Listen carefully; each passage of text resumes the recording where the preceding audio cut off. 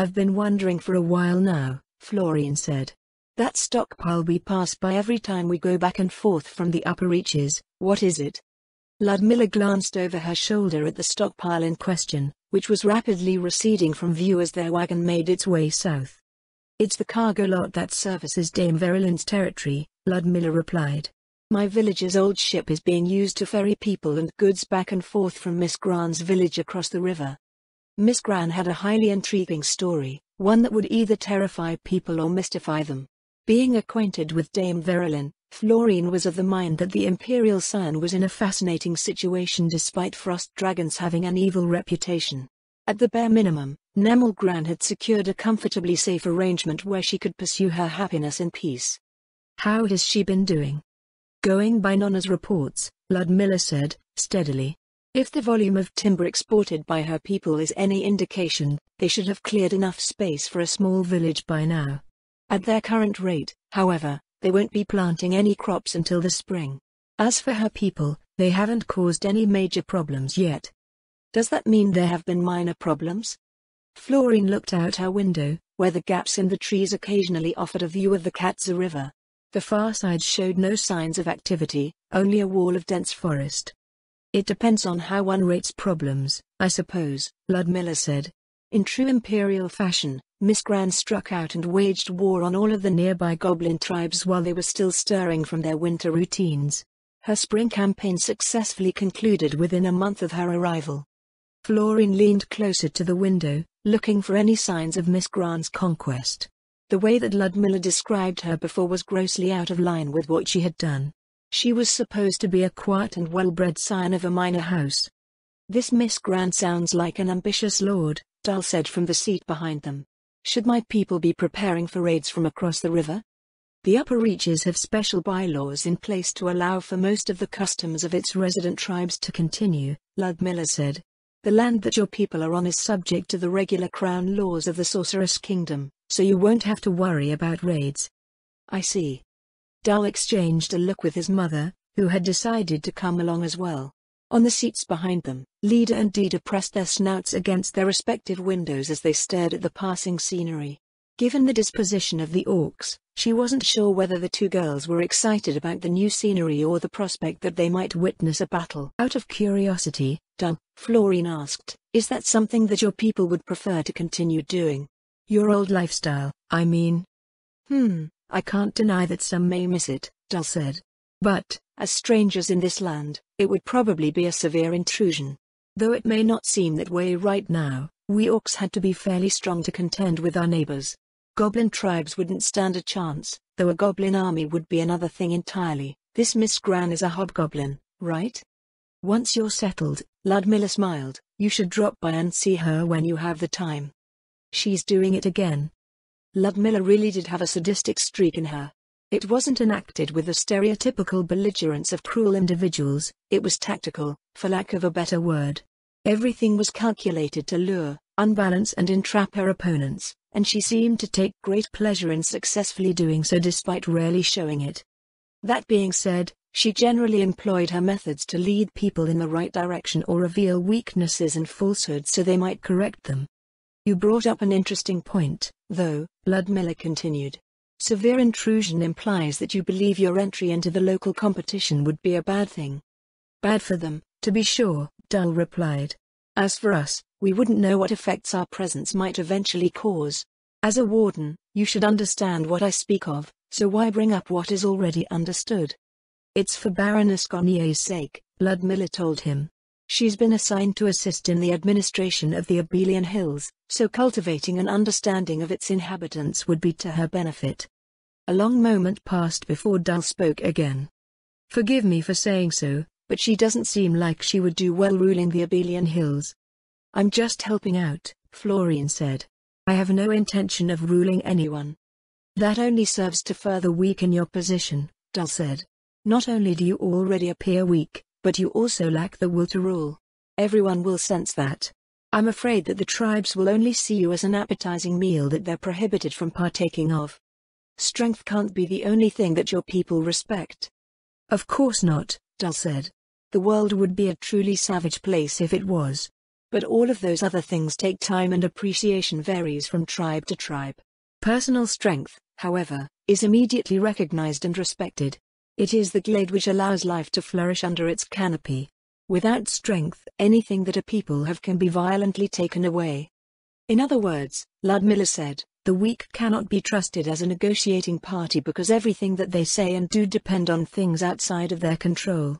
That is simply a reality of the world, and it's ingrained into the cultures that you'll find out there. But I'm not working for myself or even my house, Florine said. I'm working for the royal court. No one can say that the sorceress kingdom is weak. No one is, Ludmilla told her. The problem is that the tribal lords will look at you and see a weak human, not the sorcerer king. The flow of authority is not something that is instantly recognized, especially since the tribes that you're dealing with don't have the same societal constructs as we do. Even that foreign agent that we discovered in our winter saw things the same way. What you lack is weight. As far as Florine understood things, it was a problem with perception. According to Clara, the root of everything was the existence of class levels and how they shaped the societies of each race. Humans, who had no racial class levels, naturally formed a society of specialists. That society of specialists quickly advanced from their tribal state much faster than tribes of demi-humans and heteromorphs. A human society could recover from some calamity and reacquire the framework of job classes that existed before in less than 2 centuries, giving rise to new kingdoms and empires with all of the progress that came with them. Demi-humans and heteromorphs, on the other hand, were strong enough to survive as they were, and thus it was unnecessary to follow the same route. Their wealth of racial traits and innate abilities allowed them to live comfortably in situations where humans would simply perish. As such, culture developed differently. The problems that Delphor saw were a result of that culture. A culture rooted in early specialization created lords who were similarly specialized. Without existential threats in the form of violent neighbors, human lords transitioned to a civilian role. Within human society, this wasn't a problem as lines of authority were generally understood. Outside of human society, no such understanding existed. A noble acting as an ambassador of Riestis to the empire would be recognized as a representative of Riestis' royal court. Sending an ambassador under the same premise to a demi-human tribe, however, was basically sending the tribe a free meal. So my first task is to get them to recognize the flow of authority somehow, Florine said. Something like that, Ludmilla said. I don't suppose that I can just tell them that I'm a human lord. Dal scoffed. That's not something one can just say. A lord is a lord. But I am a human lord, Florine resisted the urge to frown over her shoulder. No, you're not, Dal said. She is, Ludmilla said. She is? She is. But this only underscores what you've been saying. Most human lords aren't recognized as human lords because most human lords don't measure up by tribal standards. Even claiming that you are would probably offend the other party's sensibilities. What you are has to speak for itself. Florine released a long sigh. Maybe I should just resort to diplomacy. This is your duty to carry out. The royal court doesn't blindly entrust duties to anyone. You were chosen because of your capabilities. That much was probably true. Class abilities tended to work in roundabout ways that one wouldn't recognize as anything but natural. Even if one was aware that they existed, they could be hard to notice. The capability that the Prime Minister valued had more to do with her job classes than her personality or intelligence. If there was a goblin with 99 diplomat class levels in the Sorceress Kingdom, Lady Albedo would send the goblin instead of Florine no matter how stupid the goblin seemed by comparison. When it came down to it, the goblin would win in a diplomatic contest and Lady Albedo was primarily concerned with results. Diplomacy was something that Florine felt that she could always fall back on to get the job done. Ludmilla's empty container analogy, however, spurred her to explore her full potential. She couldn't grow complacent just because a bit of success had come her way, and the world surely had diplomats far superior to her in both raw power and skill. Their wagon slowed as it approached the work camp and rolled to a stop in front of its lane of shops. Despite it being close to noon, many of the visible adventurers looked like they had just gotten out of bed. An adventurer stretched and yawned as Ludmilla stepped out from the vehicle. Kyla, what would your parents say if they saw you now? She said. I don't think they'd recognize me, Kyla smiled sheepishly. I've been getting up before dawn all my life, and all it took was some time in the city to ruin me. How many people are still in bed? Ludmilla asked. Half, probably, Kyla answered. The sun was already coming up by the time we got back. I hope you didn't go anywhere you weren't supposed to. No, we went to the town on the island, the adventurer said. Or maybe we went to town on the island? I don't think that brew house has anything left. Some of the guys were so drunk that they crawled to the next tavern, which I think was actually the alchemist's shop. Now that I think about it, some of them might have not gotten back. In hindsight, Ludmilla muttered, I should have stationed the expedition in the pass. Let the others know to be ready within 30 minutes. Florine followed Ludmilla across the bridge to the island in the lake. The population of the work camp now lived in a village-like cluster of buildings that wasn't unlike the village atop the barren stone of Wardensvale's harbour. Ludmilla found the first adventurer not in the village itself, but under the bridge. The others were kindly stored in a set of empty houses at the edge of the village. Florine kept glancing at the orcs, wondering what they thought as Ludmilla marched them back across the bridge. It wasn't exactly the best of showings for what were supposed to be the Sorceress Kingdom's intrepid explorers. These humans carry themselves differently, Dull noted. These humans are hungover, Ludmilla grumbled. They've come from the city to perform a certain set of tasks, but they're probably not fit to do anything at the moment. Dida and Lida wandered close to one of the adventurers, who cautiously pulled them away. An hour later, the adventurers finally assembled before Ludmilla in front of a woodlot just inside the western gate of the camp. Good afternoon, Ludmilla's voice was flat. I see that everyone is eminently ready to embark on the expedition. Most of the adventurers made some effort to perk up, though it helped little. Themis and Alessia, who went to stand beside Ludmilla, didn't look happy at all. More than any demi-human tribe, Alessia said, I think any town that we discover will be the end of us. They were part of the few who hadn't been destroyed by the previous night's indulgences. Ludmilla sighed and held out a hand. The local elder lich administrator, placed a folder in her hand. Here's a summary of the rules for each group, Ludmilla said. The upper reaches are a part of the Sorceress Kingdom, but the bylaws here make it more like the wilderness. Though it may seem that way, keep in mind that people live here and you are trespassing on a tribe's territory at any point you stray too far from the road. What if we get attacked by a tribe? One of the adventurers asked. Then you did something to deserve it, Ludmilla answered.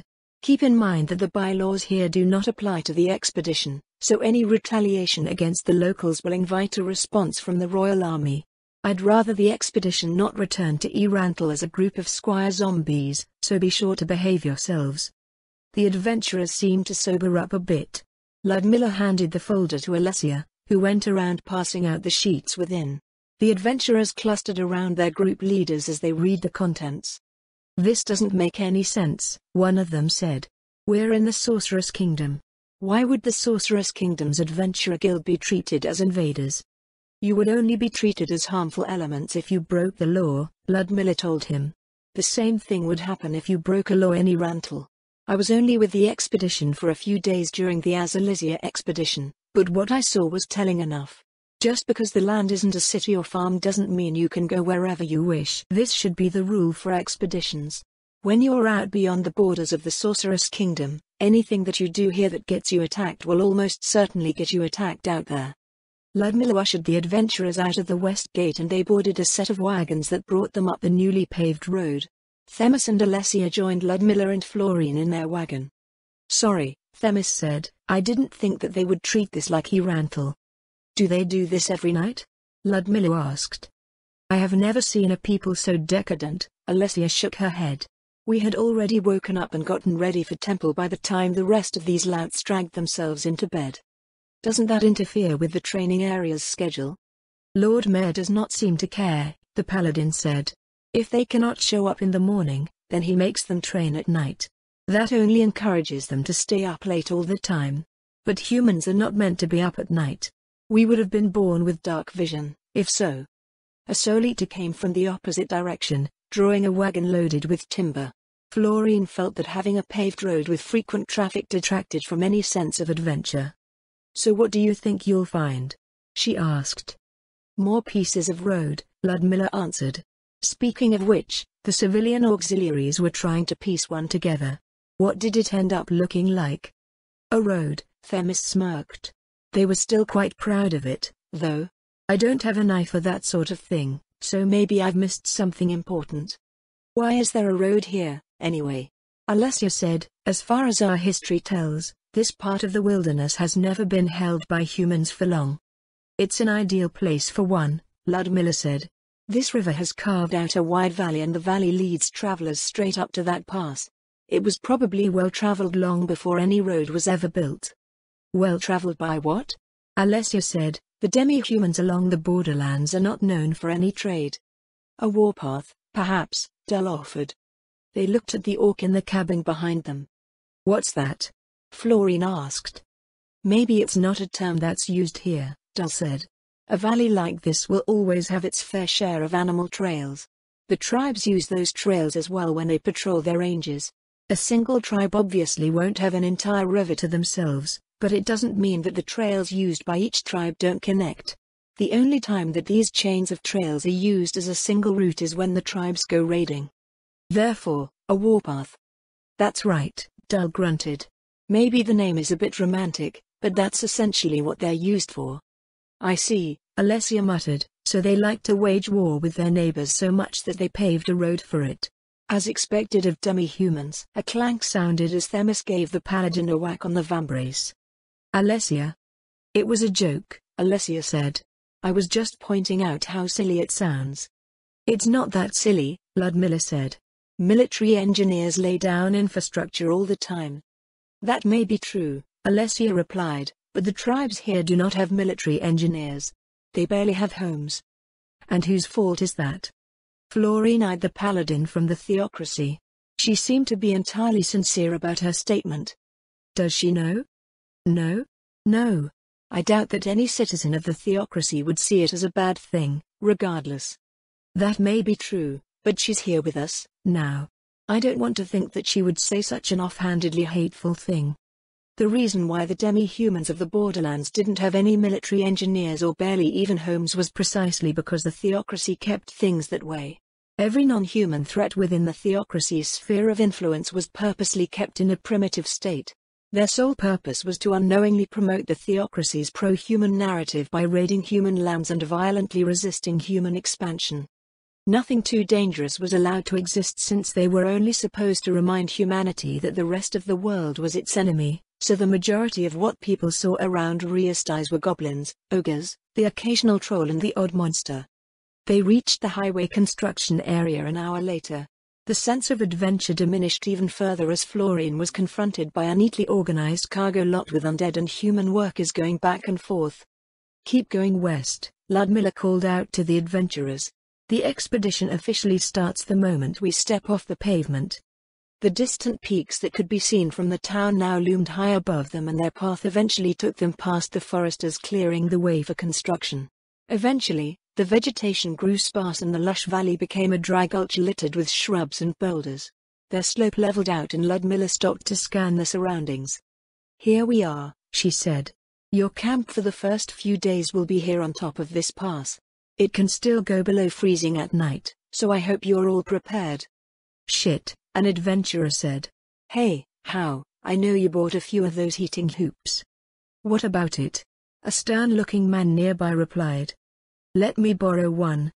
Borrow? That'll be 1 silver a night. Son of a, hey, mag.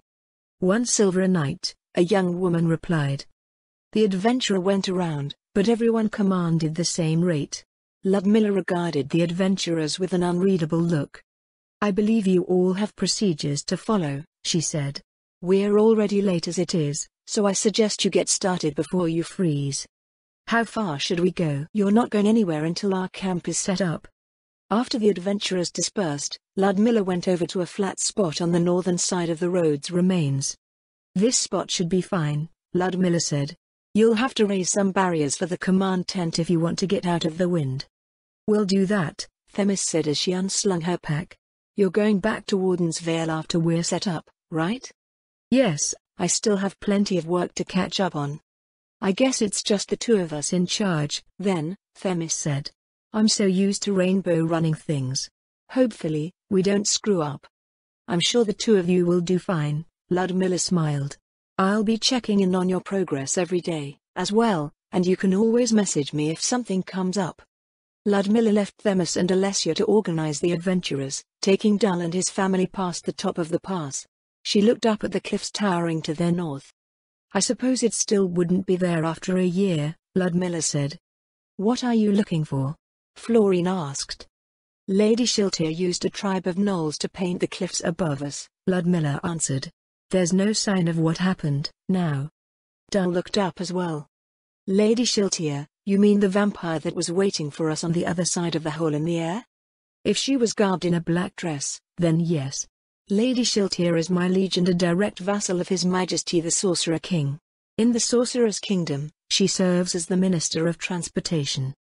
I'm afraid a few of those terms were unfamiliar to me. We have plenty of time to cover everything you need to know, Ludmilla said. I'll try not to make you faint too many times. They continued westward, where the gradually steepening incline of the road eventually presented them with a view of a vast grassland. The terrain was distinctly different from the rolling fields in the Duchy of Eranthal, seeming far more arid beyond the banks of the river below. This is the place, Ludmilla said, where I encountered an orc that claimed to be QRS Ganzu. Dull, Leader, and Dida walked around as if they could trace the steps of their lord. Florine and Ludmilla stood silently by. What was he like when you met him? Ra asked.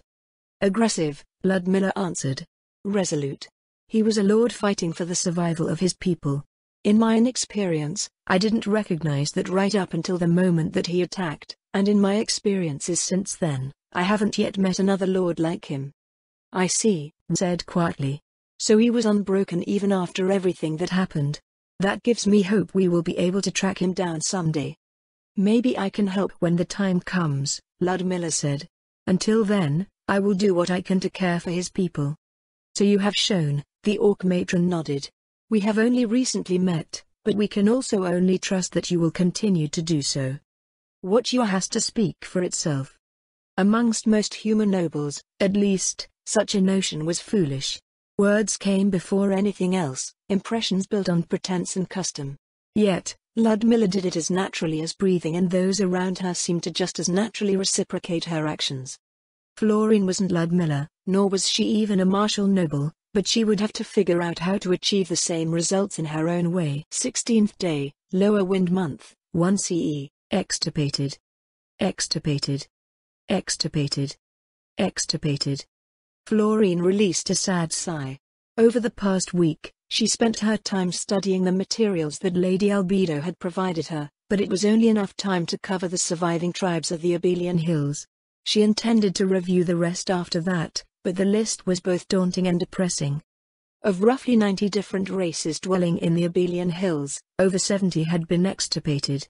Most of the population was wiped out during Yaldabaoth's ruthless occupation before the invasion of the Holy Kingdom of Roble. The Ganzu tribe's accounts of that period made her vomit several dozen times, but she forced herself to come back and keep listening for as many days as it took to relate their experiences. A not insignificant portion of the remaining population of the Abelian Hills had been expended as war potential in the conflict with their human neighbors. Strength only served to deliver one into the meat grinder that was the war in the Holy Kingdom. Any of the strong that remained managed to do so through a combination of stubborn refusal to participate in a foreign war and the fact that their jailers were more interested in extending their torment for as long as possible than they were killing them, which would end their fun. So much had been lost. Some of the racial dossiers only contained the name of the species and the probable location of their former homes.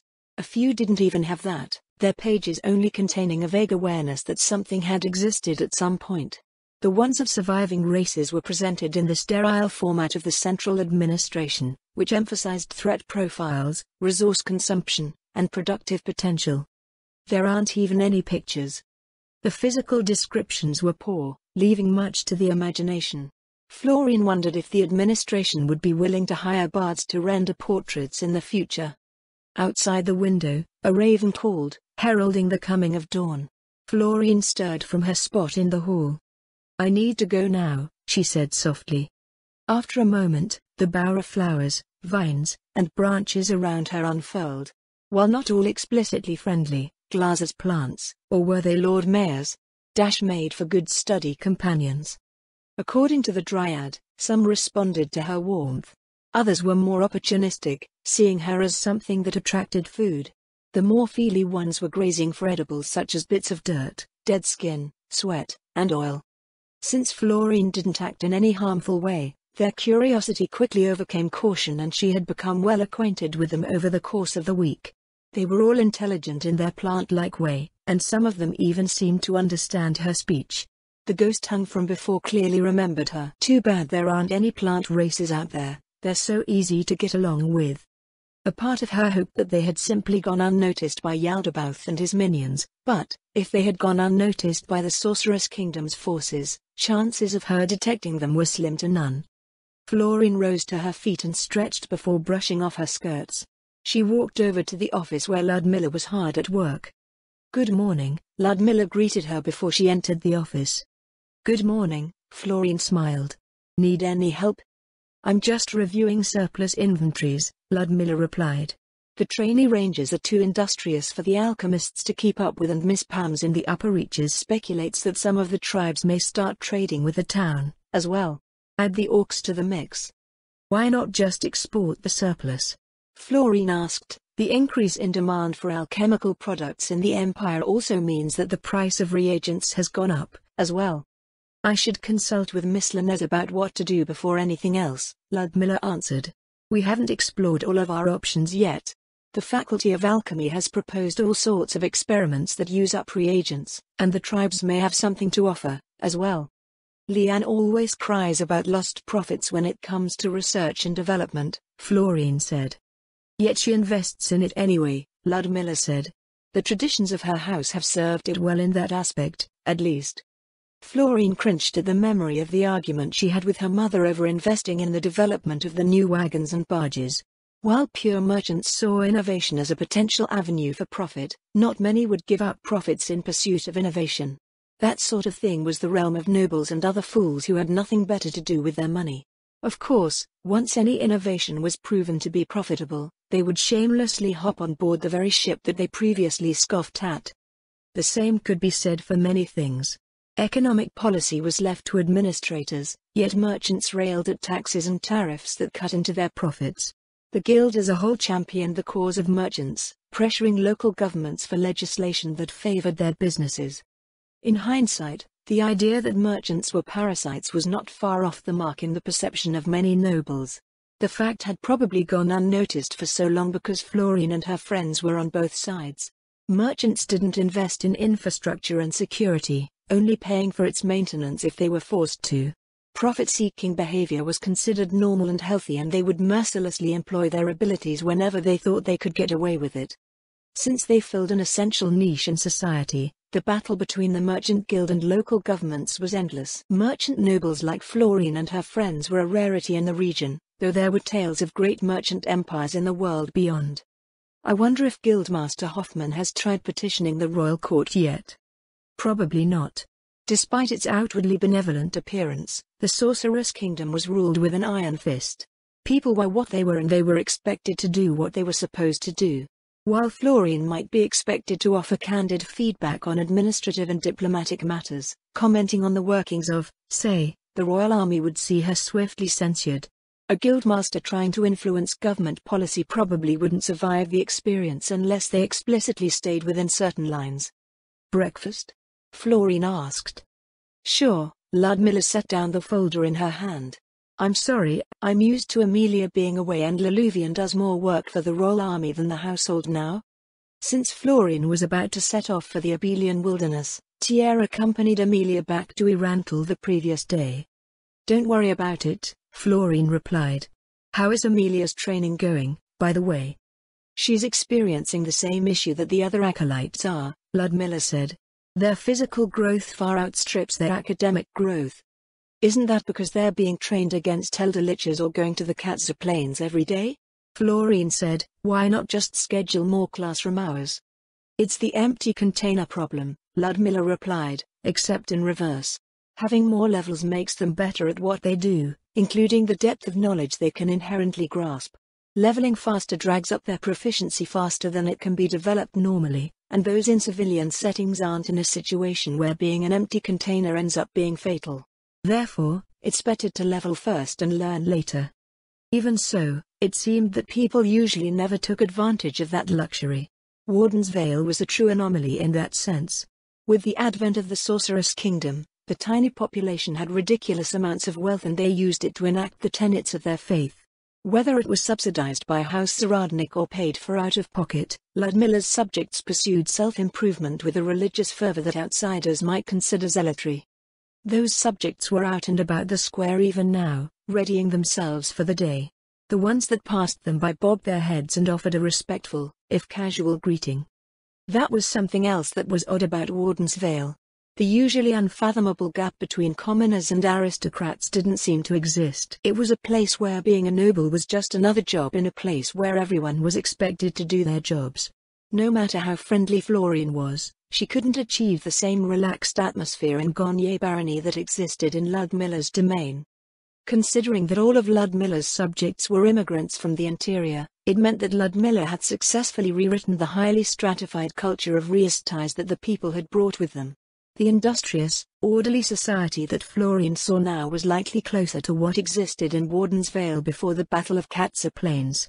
She wondered if the same might have been achieved had it not been so difficult to attract migrants to the frontier, or if the Sorceress Kingdom never appeared and Clara's schemes had the time to play out. Chef Pyros greeted them at the entrance to his restaurant and they were seated at the large window facing the square. The aroma of battered carp drifted from the kitchen. "That smells new," Ludmilla said. "The lizardmen are starting to thin out their fish farms, my lady," Chef Pyros said. "I'm trying out a recipe that's been on my mind for some time." "How are the fish themselves?" The chef measured out a length with his palm. "Well, it's from a cull so they're not so large. There's nothing wrong with them, though. Going by how many the lizardmen have to sell, we're going to have to export most of it to Korlin Harbor." "Countess Korlin has been looking forward to it," Ludmilla said. "I think she has even set aside a berth in the wharf to sell them from." "Is that so?" Chef Pyros rubbed his earlobe. "Too bad the lizardman merchants are still too shy to stray too far from home.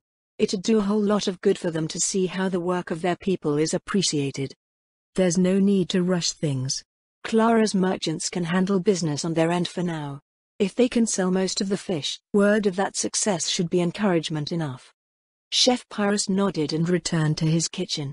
Florian sipped gingerly at the cup of steaming tea as she watched the people moving around the square. "Do you think things will stay the same even after the harbor grows?" Florian asked. "I'm hoping that things will get even better as the harbor grows," Ludmilla answered. "What you see is merely part of the foundation of what I plan on building." "I sort of meant the atmosphere," Florian said. "Right now, it has something like a comfy rural village feel to it. Most places change as they get bigger. I don't want to sound pessimistic, but it only feels that, as a place grows larger, the people become more detached from one another. Meaner, even. Well, it's true that one can only juggle so many close relationships at once," Ludmilla said, "but I'm sure that's not what you're referring to." Chef Pyros reappeared with their breakfast. Each plate had 2 strips of deep-fried battered fish alongside slices of buttered toast. A bowl of Ludmilla's village stew accompanied the meal. "Are we your first test subjects?" Ludmilla asked. I guess." The chef chuckled. "I've been experimenting with the recipe since the lizardmen started selling fish, but this is the first morning that I'm serving it to the customers, my lady. I hope you enjoy it." The door to the restaurant opened and Chef Pyros left them to greet another set of customers. Florian pushed the edge of her fork into the crust of the battered fish, inhaling the steam that rose from within. "I don't think I've seen fish prepared this way before." Ludmilla held a strip up in front of her face. "Maybe it's from the Holy Kingdom," Florian offered. "I think they have something like this, but they serve it with fried potatoes." "That's a lot of frying," her friend muttered. "I wonder where they get the oil from. Anyway, you asked how Warden's Vale might change as it grows." "It's just a tendency that I've observed everywhere that I've been," Florian replied. "Your domain has a different character from nearly anywhere else, so I was wondering how you thought things would turn out. It has everything to do with what we've been discussing on and off over the past week, isn't it? Reason, perception, and rationality all build off of one another, and how one approaches those things is just as important as achieving them. What you've noticed in the cities of Riestais and the Empire isn't inevitable. It is simply the product of culture, and culture is greatly influenced by the systems that make up the society it takes shape in. Those things that you refer to happen because people make them happen, and people who live within such an environment for too long begin to accept it as natural because everything around them reinforces that perception. It's a cycle that feeds off of itself. But it's not as if we encourage it, Florine said. I wouldn't ever do anything of the sort. Not knowingly, Ludmilla agreed. But you do it anyway. It's a good part of why I decided to broach the topic using what you're familiar with as a merchant. To many, growth is the ultimate good, and everything is built around the realization of growth. It creates a society whose members are continually driven to reach for more, and they are blind to the woes that they cause in the process and the fact that it probably wasn't even needed in the first place. Convenient magic and a seemingly endless world to expand into only serve to make the problem exponentially worse. Then what's so different about Warden's Vale? Florine asked. What did you do to make it so different from anywhere else? Our perception of the world is different, of course, Ludmilla answered. Thus our rationality is different and what we consider as good is different. The well-being of my people is the goal, not the blind pursuit of growth.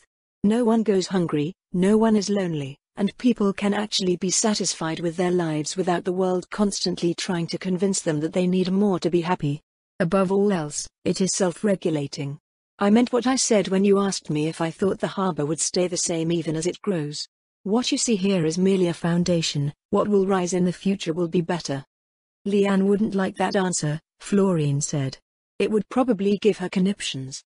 The way that Ludmilla saw the world was fundamentally different from how Leanne did. Leanne broke things down logically, much like how she might work on a machine. Everything was separated into parts and she studied how those parts worked and what they were capable of. Whatever she put together was no more than the sum of its parts, and the world was supposed to work according to that analysis.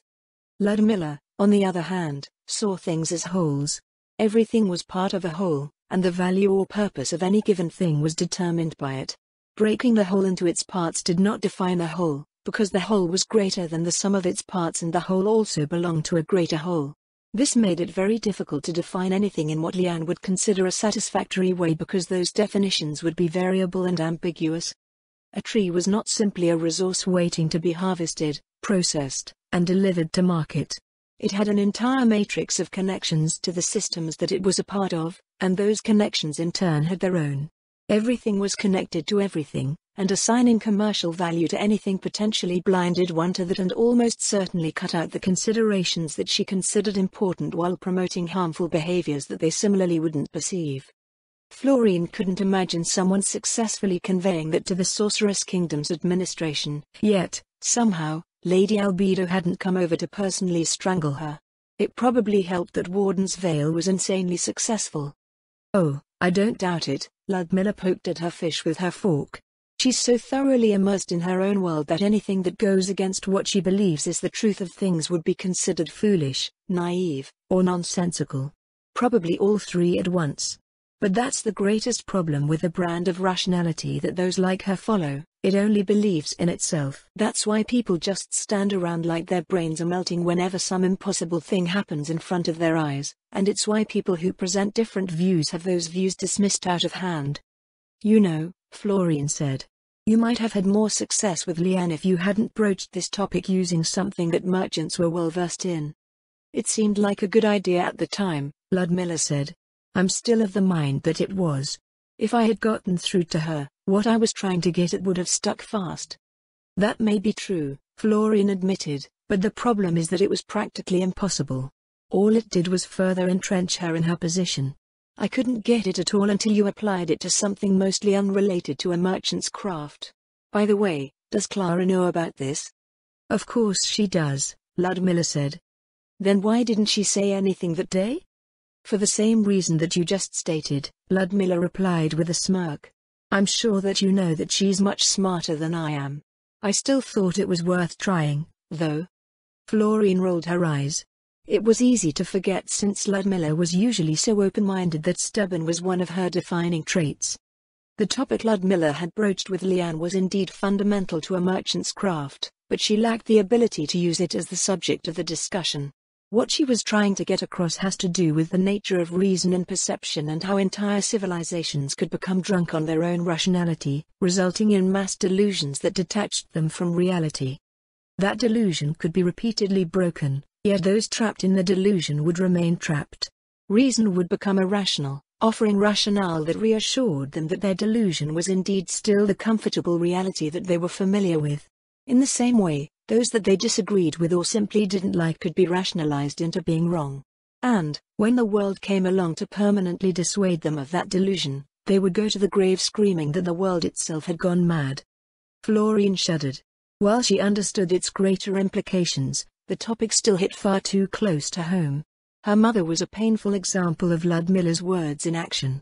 The most frightening part was that Florine didn't know how to fix it.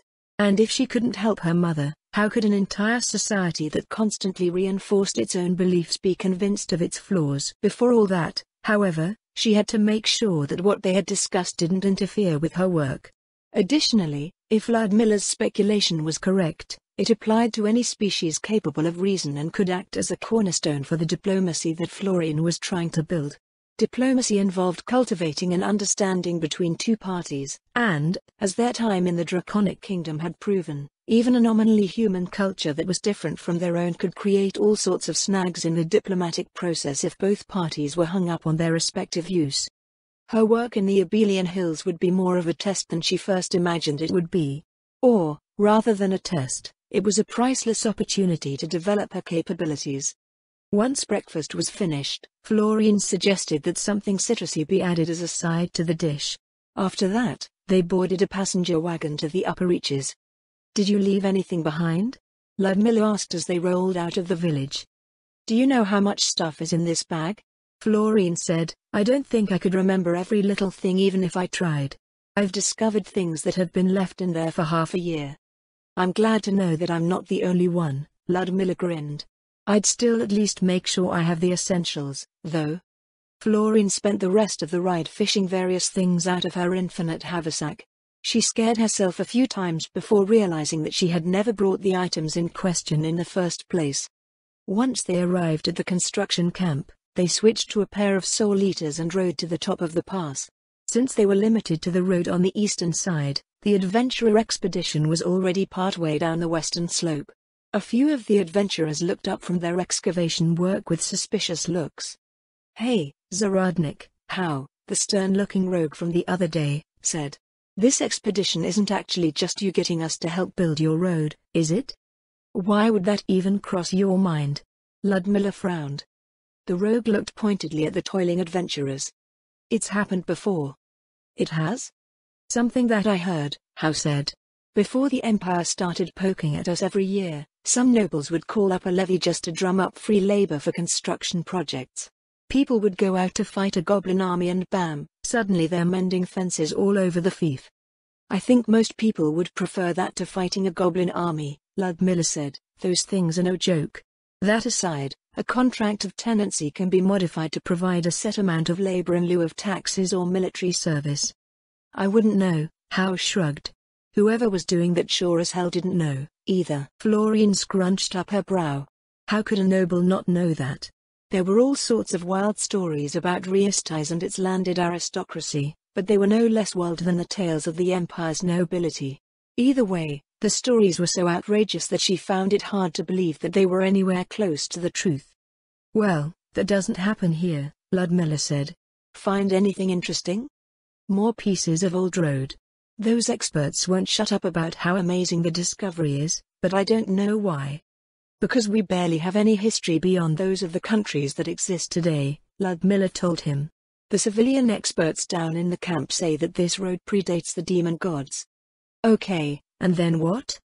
"As far as the expedition is concerned, roads lead somewhere. Maybe you'll find a lost city in that haunted forest down there." As one, the adventurers stopped. They looked up at Ludmilla and Florine.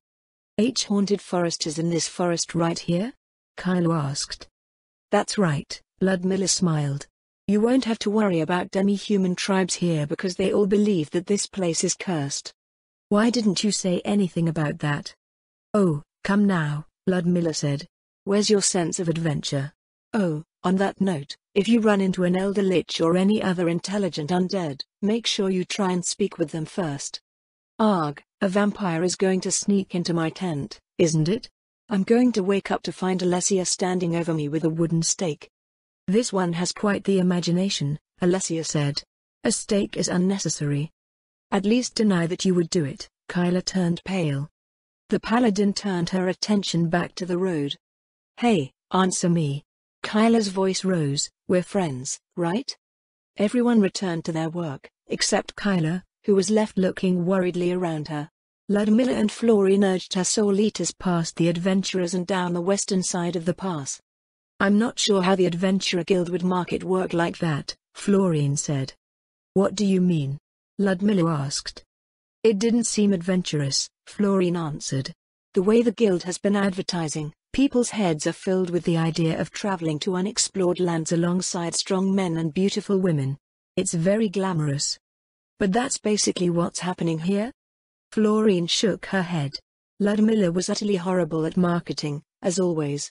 Maybe the way that she saw the world simply prevented her from advertising anything other than the absolute truth. Her call for migrants a year ago was laughably bad. After a casual ride following the trail leading down from the pass, they found themselves along the banks of a large river. On the far bank, the vast grassland they had seen from above stretched beyond the horizon. Ludmilla dismounted and held a hand up to Florian. I'll fly you over to the other side, she said. Unless you want to ride along the river bottom with the Soul Eaters.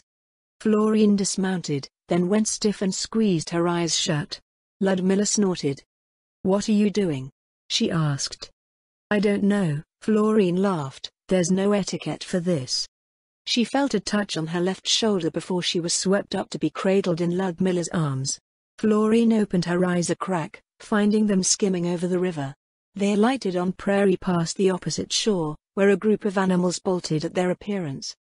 What were those? Florian asked. Antelope, Ludmilla answered. This grassland is filled with wildlife. Is there anything dangerous? Yes, but they won't challenge a pair of Soul Eaters. If anything happens, the one that you're riding has instructions to take you to safety while the other one holds off the threat, but I highly doubt it will come to that. Florian sighed, staring at the western horizon. Are you sure I can do this? Logically speaking, Ludmilla said, you should. Unless something in your materials suggests otherwise. The Sorceress Kingdom always places itself in a position of complete control. Most would appreciate the chance to reclaim a bit of that control. Your willingness to candidly work with others is a chance for them to do that. What about the thing that Dal mentioned? That's something you have to figure out for yourself. I can hardly expect you to carry yourself as I do, and doing so would be an easily dispelled lie anyway. No shortcuts, huh? When one is blazing a trail, Ludmilla told her, it's up to themselves to find their own shortcuts. Whatever the solution is, it should come naturally to you, so don't inadvertently overcomplicate things. Lady Albedo was absolutely correct to choose you for this battle. There is no better choice in the Sorceress Kingdom.